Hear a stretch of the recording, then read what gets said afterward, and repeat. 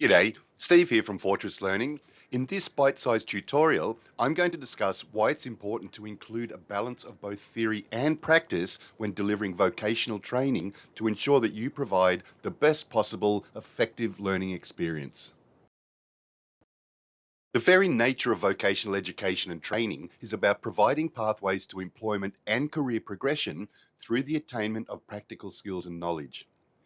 In order to perform competently in the workplace, a person needs to know not only how to do something, but they also need to know why they are doing it.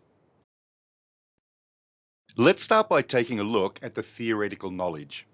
The theory component of training provides learners with the foundational and underpinning knowledge of a particular subject or skill set, and it's generally based on established principles and existing knowledge and the experiences of others. Theory should start to get your learners thinking about the topic, sparking interest and curiosity, as well as questions like, what is it? Where did it come from? How does it work? And why is it so?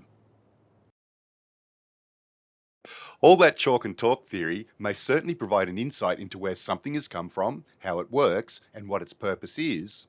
But the theory on its own doesn't provide enough sensory information to complete the learning process.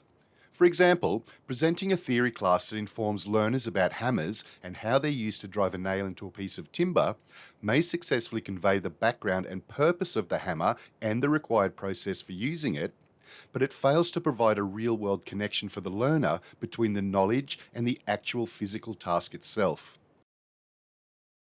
This is where good trainers and teachers understand the importance of including practical activities that allow the learners to link and apply the theoretical knowledge that they have learned and to find answers to the pieces of knowledge that weren't so clearly understood or experienced from the theory content.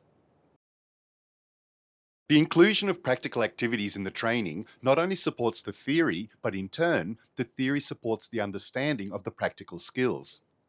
This leads to the development of task skills and task management skills, which are essentially the skills required to perform individual tasks, as well as combining tasks to achieve a job role outcome in a textbook perfect scenario. As we all know, in the real workplace, things don't always go to plan. Equipment breaks, people make mistakes, and accidents can happen.